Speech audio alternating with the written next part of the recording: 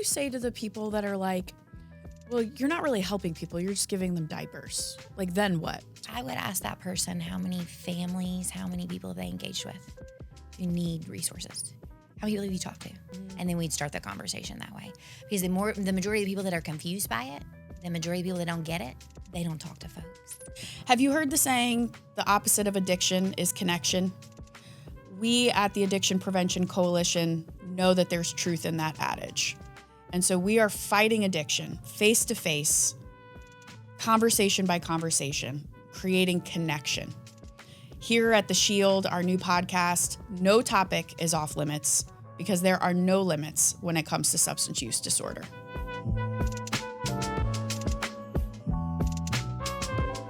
Welcome to The Shield. With me today is somebody who's becoming, I feel like, one of my new friends, especially down here in Birmingham, like reached out and was like, can we be friends? Lindsay Gray, Executive Director of Bundles of Hope. Welcome. Thank you so much for having me. We met for the first time at a conference in Gulf Shores for the Children's Trust Fund. Yes. And you came up to me afterwards and we started chatting. And I think we recognized a kindred spirit of sorts, being a nonprofit executive director, all sort of trying to help fill. I mean, you're filling basic needs. We're filling, I would say, mental health needs, but you are too, really. Yeah. So we just sort of connected. Talk to me about Bundles of Hope, because it's incredible. It's incredible. Bundles of Hope. How much time do we have again? We got all the time in the world. So we are a basic needs bank developed out of our church 10 years ago. A group of women were sitting down talking about what do women need support with when they're having a little one. And we are a consumerist society. There's something for everything, right? There's a little this, a little that, a gadget. But when you peel back all of those things, diapers came to light. It's huge. It's a huge need. It's a huge expense. Yeah. It's a big deal. Yeah. And one of the women, and God is so funny, one of the women in that circle, the Methodist Church, you have circles. Oh, okay. That's what the group is called. Okay. She went to college with the executive director of the Washington, D.C. Diaper Bank. Okay. At the time, her name was Corinne. She's moved on to another part of her career, but amazing, incredible woman who poured into that community, which has huge need. So she was like, Corinne she runs a diaper bank. She's amazing. Does Birmingham have anything like this? You know, kind of we're the South. We're kind of the last to catch on to things sometimes. Yes. But two women in our church did some local research. Hey, we don't want to duplicate service. Let's see if it's being done. Discovered it wasn't being done. Then kind of delved into how are women getting support with this? So we don't have this safety net. Where's the safety net? Realizing that there are zero government programs that support buying, purchasing diapers, wipes, period products. And so off we went, developed a board of directors, formed a 501c3, hosted our first diaper drive, made our first distribution connection with a church food bank. So they were distributing food. You know, it was so interesting when the ladies went to them and said, we're interested in doing this. They said, we tried to do diapers. They're too expensive. They're too expensive for the church to do their food focus and the diaper piece of it. So they let the diaper piece go. They were like, well, great. You'll take care of and handle that. We'll focus on the food. This will be a great collaboration. Families can come to one place, getting multiple needs, saving them time, energy, gas, stress, all of those things. And now what? We'll hit 10 million diapers this year distributed. So you just said a whole lot. So first of all, congratulations on 10 million diapers distributed. Thank you. How we kind of connected is that in St. Louis, we did a lot of work at my former organization with the St. Louis Diaper Bank through their executive director, Muriel. And I was like, do you know Muriel? And you're like, I know Muriel. Because you all are it's not an association, but you're all very connected, right? Like the diaper banks across the country. Do you all work together, or you just kind of bounce ideas off of each other? Or think both. yeah, I and think, you do some advocacy, right? right. So I think it's both. I think the interesting thing about the unicorn aspect of the diaper bank is, we came so much further behind the food banks. And so you look at food Right. banks in Alabama, there's a lot of local support. There's a lot of food banks. There's a lot of food banks. And so when you're looking to connect with like-minded, like-mission organizations, you don't have to look very far if you're a food bank. If you're a diaper bank, you do have to look a little bit farther. So I think that makes our national network a little bit tighter knit, where we're reaching out, connecting. Those conferences are so important to attend because that's where we're gleaning all of, what have you done that's worked? What have you not done that's worked? I want to know that so I don't do that. Yeah. And I think, there are diaper banks, like Florida, for example, or Georgia, they have multiple across their state. So they have state coalitions. Got it. So we're moving in that direction. We're just a little bit further behind in our maturation as a network across the country. So you said just a minute ago that you sort of evolved to diapers and wipes and then period supplies. Yeah. Oh, I blew people's mind with that. Yeah. So I get it, but for Right. people who are kind of listening, could you talk a little bit about, I guess, why do we need a bank to collect and distribute period supplies? And can you talk a little bit about like the connection between those sort of products? Because some people might be like, well, that's different. That's Right. like apples and oranges. And it's really not. So when we were approached, I can't go without saying, we are members of the National Diaper Bank Network. Their founding sponsor is Kimberly-Clark Huggies.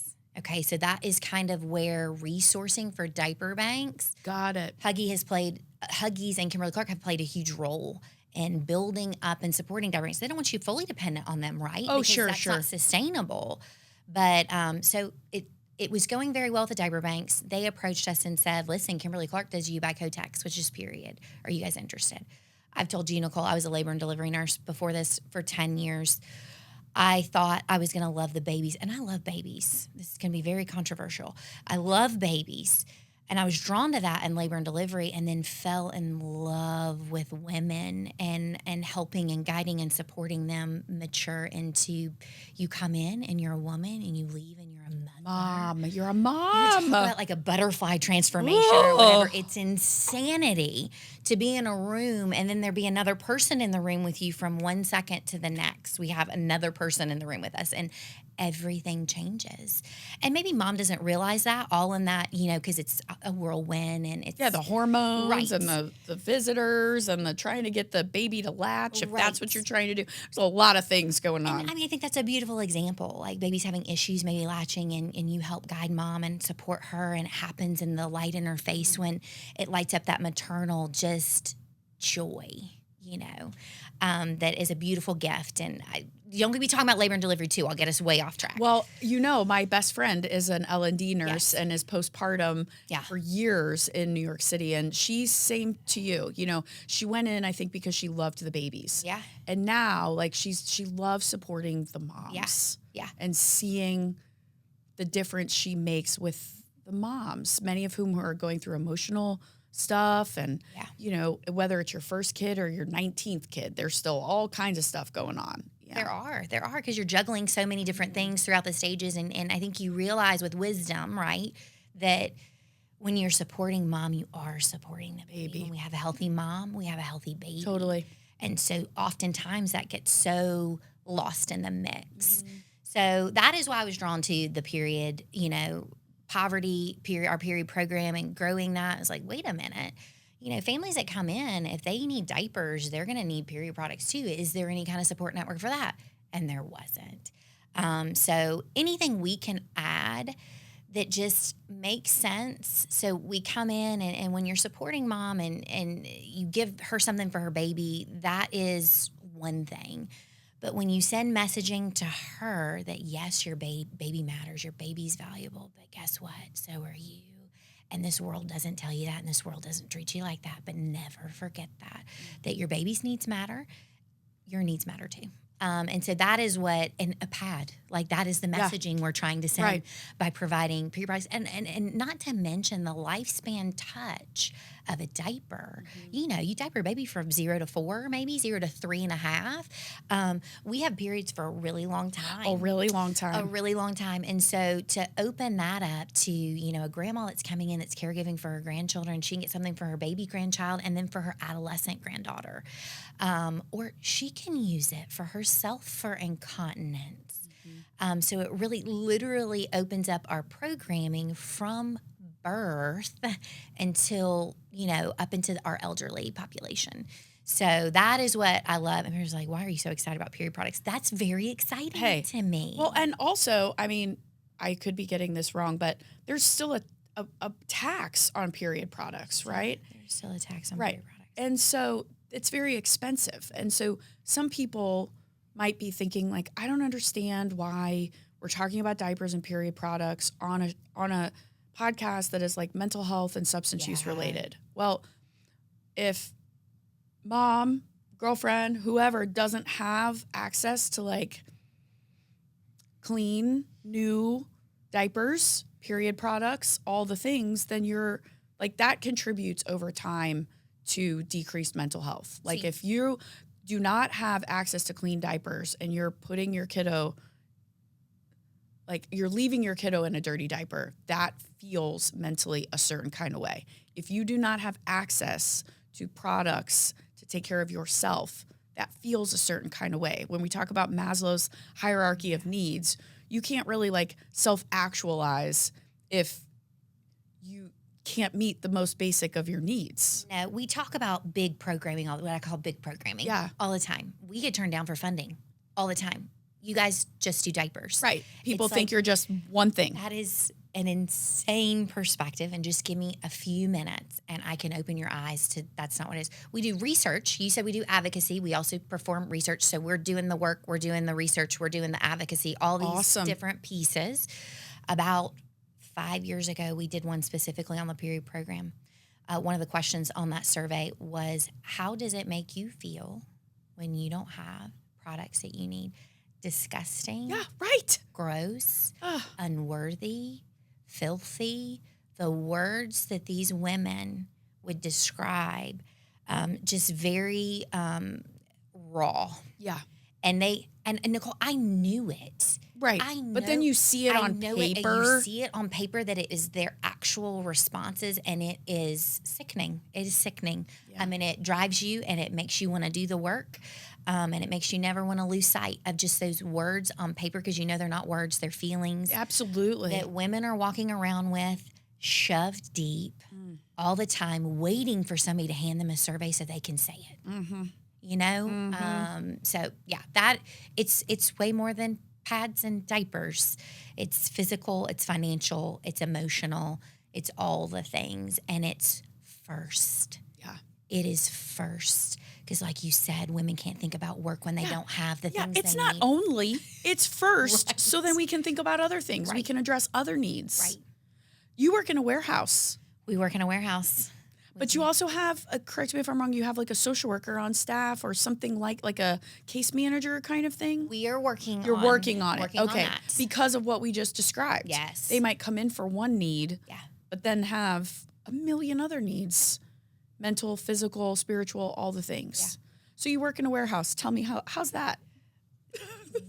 I bet it's awesome, actually. It is awesome. I drive a forklift. You should see how people look at me when it's like, what, and you what wonder, is happening? BT'd up, timeout. You wonder why your daughter wants a truck. You drive a forklift. Maybe Mama. That's it. I don't think I really put that together.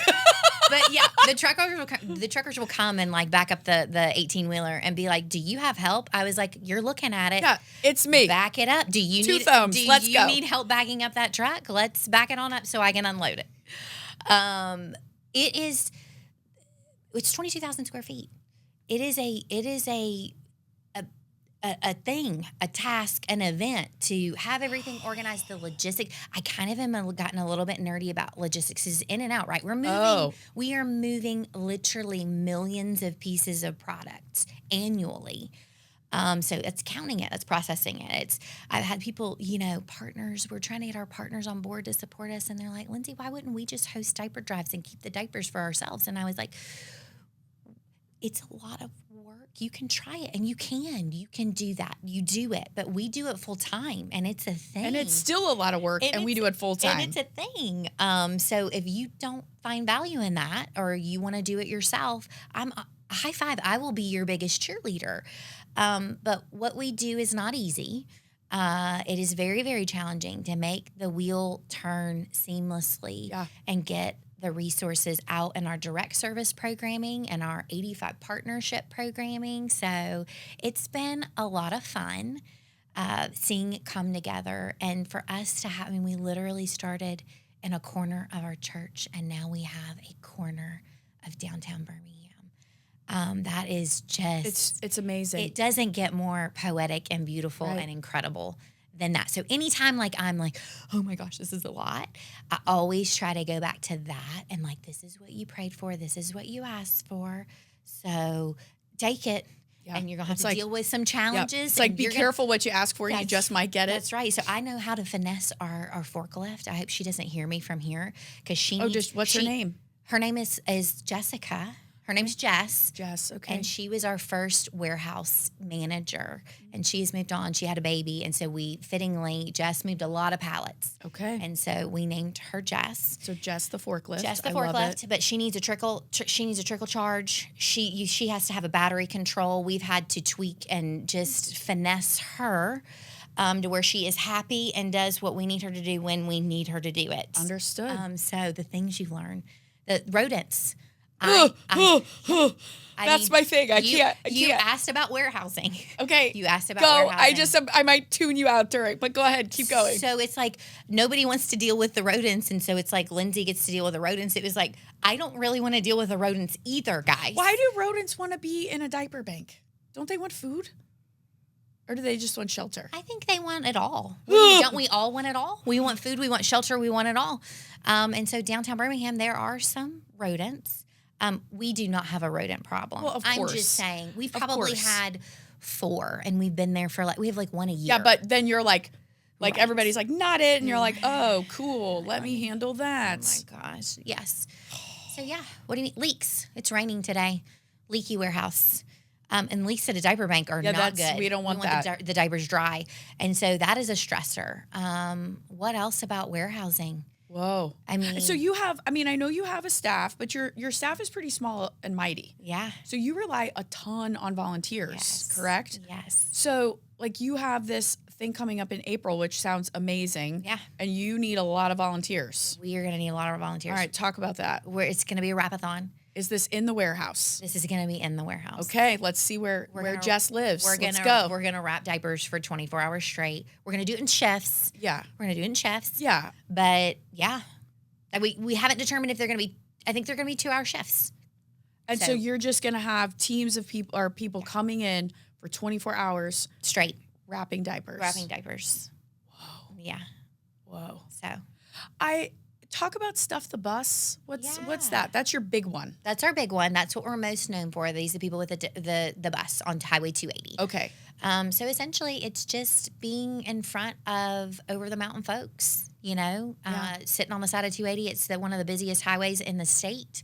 There is no getting around it. If you're on it, you cannot. There's lots of people that try to ignore us, but we're there for 10 days. Whoa. And this is in September. It's in September. So the psychology behind it, Nicole, you would love this aspect of it mentally, is everybody can say I'm too busy. Everybody can say I've got this to go to. I've got this to go to. The fact of the matter is, if Highway 280 is your drive, going by it twice a day for 10 days, that's 20 times at a minimum, you would be driving by the opportunity to look up and look out and serve the community.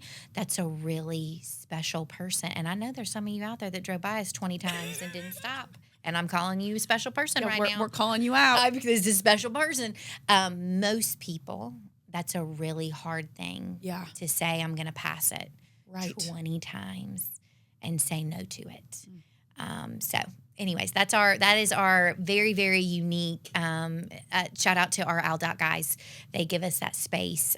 They've been incredibly amazing and good to us over all of these years. Cause it's an easement.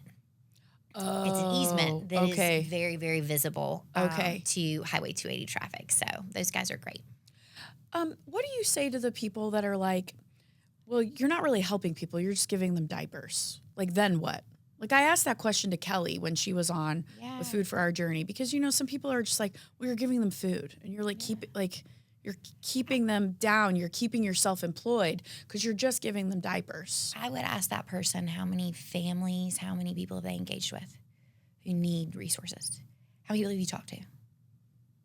So I would answer their question with a question, and then we'd start the conversation that way. Because the majority of the people that are confused by it, the majority of people that don't get it, they don't talk to folks. Yeah. They're not out in the community serving families. I know that it's helpful because I have relationships with families that we serve, and they tell me it's helpful. So if you're looking for that answer and you truly want that answer, go serve somebody. Have a conversation with them. Talk to them. You'll see what a huge, enormous impact just diapers, because I get that a lot, just diapers does in the life of a struggling mother, does in the life of a grandma who's on a fixed income, cannot afford her medication because she's buying diapers for her grandchild because she's caregiving. Because everybody wants to talk about childcare, right? Right. Talk about childcare. Who are the childcare providers in our communities? Let's talk about that. Right. See, I know this because I talk to the community, and I know who's taking care of our babies. And that's our elderly community that's on fixed incomes and can't afford their medication. So I would say that. I would say maybe we're a little bit disengaged and haven't had enough conversations and haven't been close enough to the need to know why it's important. And, you know, we were talking before we started recording that there's so much need beyond people who are like typically you would think like, oh, well, they're just helping like the unhoused or people who, you know, don't have jobs or whatever. That's really not it. Most of us are living paycheck to paycheck and are one unfortunate incident away from being in real financial crises, right? You have a car accident, your car is now in the shop, you're struggling, you have to go to the hospital, you have hospital bills, you know, I mean, there are things that keep quote unquote regular people like that affect us. And so one of the things that I'm a regular person. One of the things that you all do is you're really providing diapers and supplies to employees of companies, right? Like just companies, people who work there who aren't making a gajillion dollars, but who maybe punch a time clock or, you know, just kind of get up and do the thing every day. I have so many stories in my head that I wish I could get out. How about a city worker for Birmingham City who comes in her Birmingham City gear to pick up diapers for her little one, and she has to come when she's on break or at lunch, and she always looks stressed because she's afraid she's going to miss pickup because she's coming from work. How about a PhD student who cannot work, who is in school, who is trying to achieve a higher education to further their family forward? I mean, yeah, there's so many stories of working poor families. That's right, working poor. That's exactly, that was the word. There's also this whole dynamic, and we've got to have more conversations about it. You know, women who are caring for their children and don't work. I'd ask that person, have you ever stayed at home with kiddos? Because I think a lot of people don't know what that feels like. I think a lot of people don't know what that work looks like.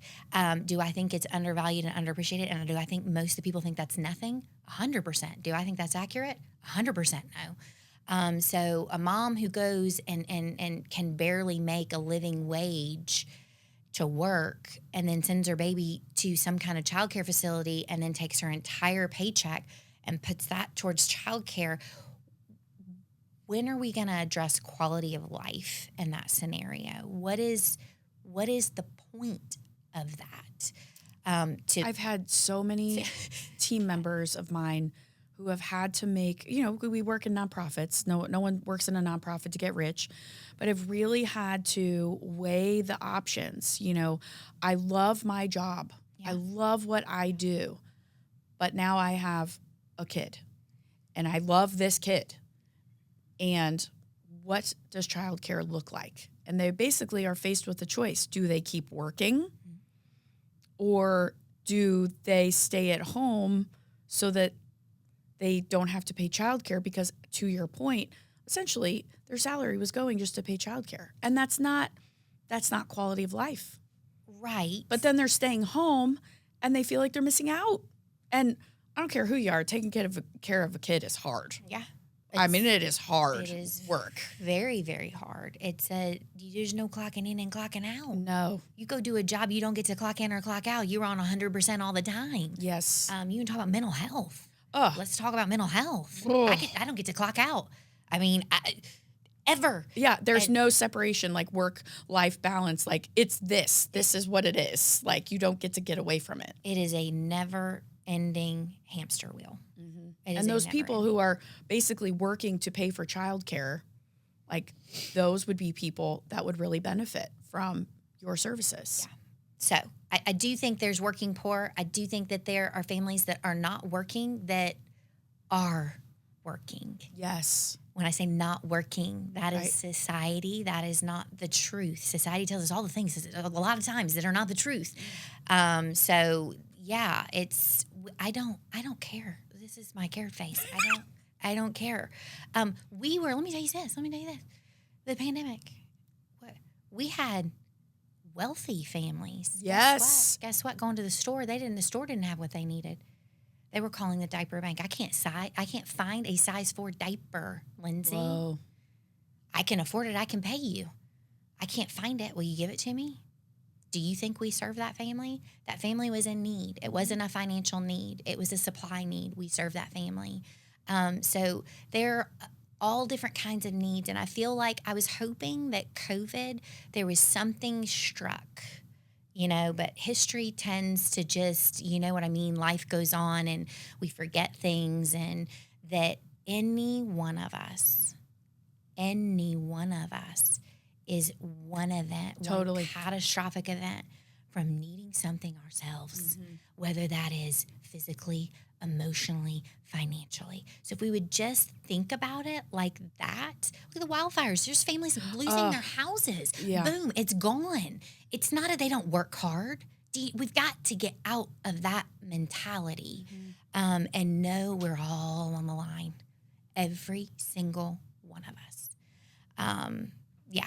So that is my who's deserving, who's not, how is it helpful, all of those conversations. I had a conversation with a gentleman one time, and he kind of went into it, and I was like, are you ready for the conversation? Yeah, are you ready? If you're ready, we can have the conversation, but you got to be ready for the conversation. He thought he was ready. And so we started the conversation, and at the end, and he did all of his things. The not deserving, take advantage of, all the things. And I was like, okay, I want you to tell me a scenario where a baby doesn't deserve a clean diaper. Just tell me one. Where you look at a baby and you say, that one right there doesn't deserve a clean diaper. Crickets.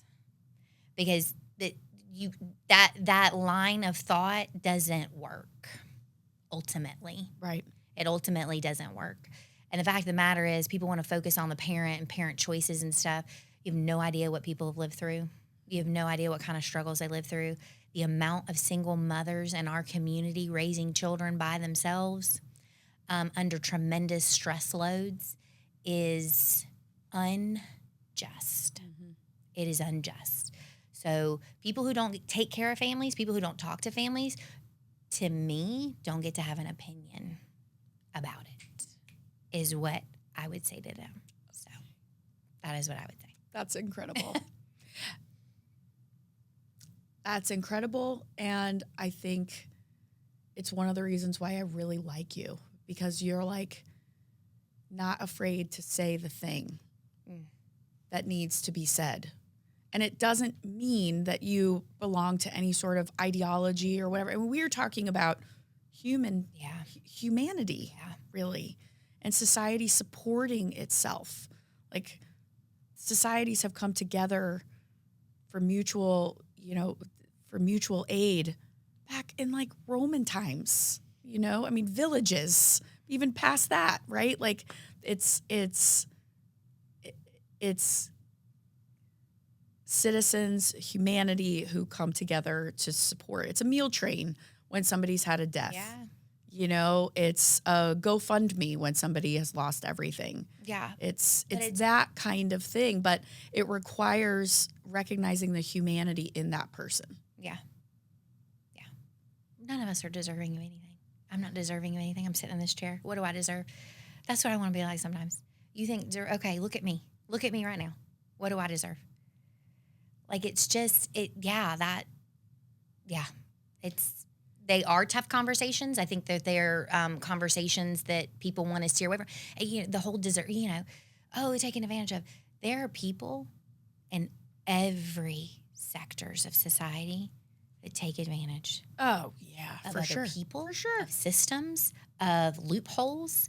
So that is a human, the taking advantage of the overuse, and I like to call overuse. We do have families that overuse. Guess what? When they overuse, we get to have a conversation about why are they overusing. Yep. We're not, now, let's talk about this. We've seen that you have come in here, and now you're coming in because we serve families once a month.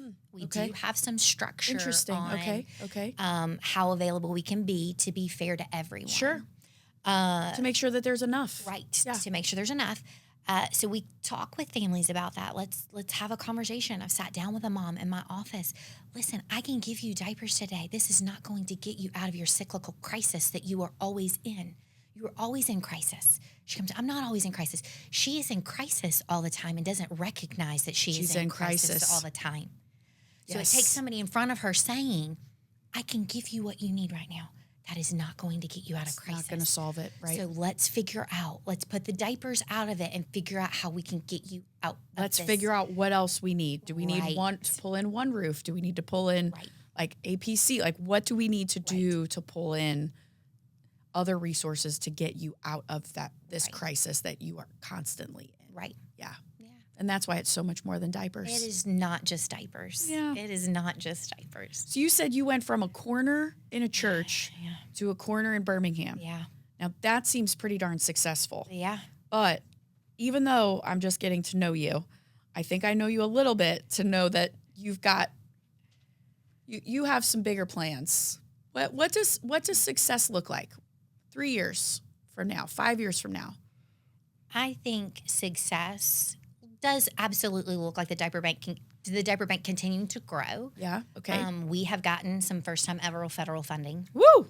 Like you said, we don't know what that's going to look like. There's been a change of administration. I'm hoping that what we do, the work we do, is still valued, and people can recognize that it's not just diapers. Yep. So we've been able to take that statewide. Awesome. So we are delivering diapers down to Auburn, Dothan, Mobile, and up to Huntsville. Everybody always said, oh, like, you need a diaper bank here, you need a diaper bank there. And I do think we need more diaper banks in Alabama. I'm not saying that. But I am saying this collaborative mindset that there are lots of incredible agencies and organizations and ministries doing incredible work. They know their communities. Yeah. They know where the need is. Teaming up with them Makes total sense. makes more sense to me than bringing on more overhead, more staff, more things in other areas. When the fact of the matter is, we can get to the coast in 4 hours from where we're located in Birmingham. And let's be real. Nonprofit is hard. It is hard. Sustaining it, having a board, staffing it. I mean, it's hard. It is very so if you could partner with local churches and ministries, groups that are in community, that understand the needs of community, that have a means to distribute, that makes a ton of sense. Yeah. I mean, not everybody's going to be able to have a big old warehouse Right. with a forklift named Jess. So we drop ship them, named Jess. We drop ship them to those locations, and then we have case managers that are doing in-home visiting. So that's a really special program that meeting a need and eliminating a barrier all at the same time. Awesome. Number one barrier, transportation. Yeah, absolutely. We see that in substance use too. A reliable vehicle and gas to go in the vehicle. Those two things. Lots of families share vehicles. So somebody's at work, I can't use the vehicle, then I can't get where I need to go to get my needs met. And so these are case management visits. Case management is a whole nother. issue topic of the stigma and maybe negative association that our society has created. And so putting diapers in the hands of case managers to it's trust building with families that we're here, we care about you, we know you need us.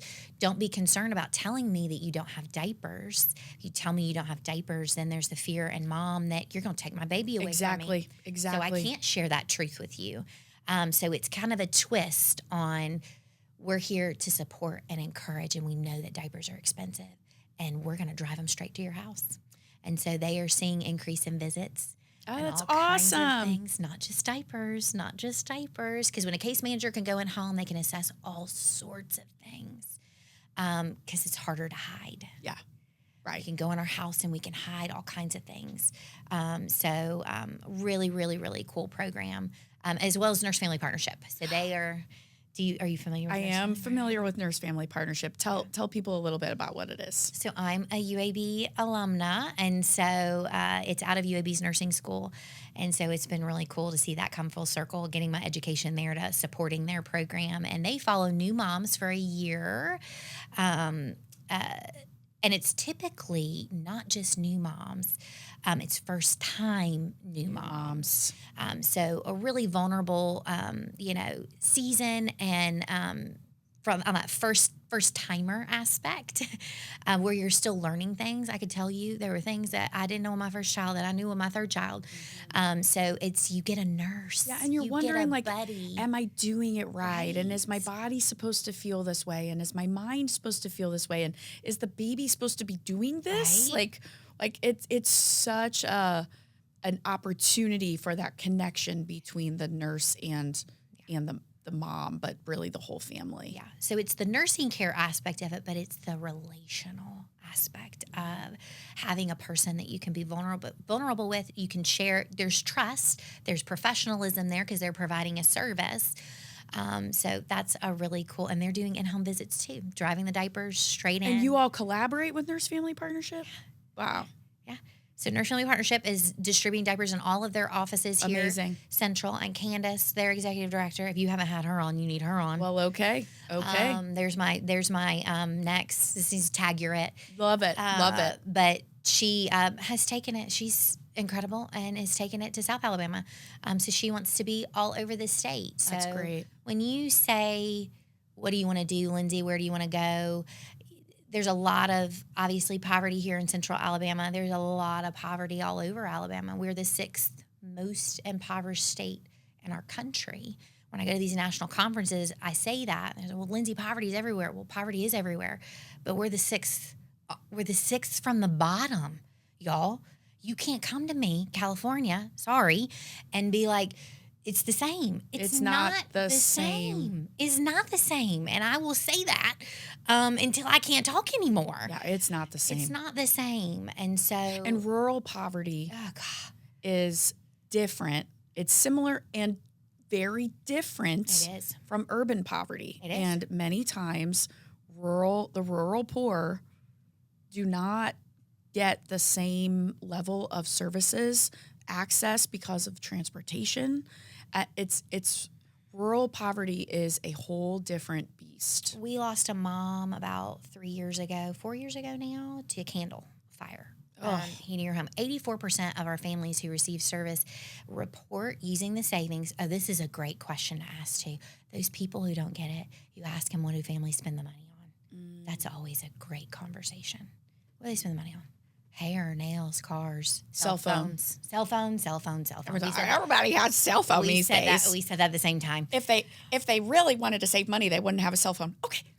And then how would they do anything in life? 84% of our families use it to pay utility bills. That's right. Because there's no safety net for utility bills. And if you talk to families who need resources, you would know that. There's no way. You can't pay your water, you can't pay your power. What do? They turn it off.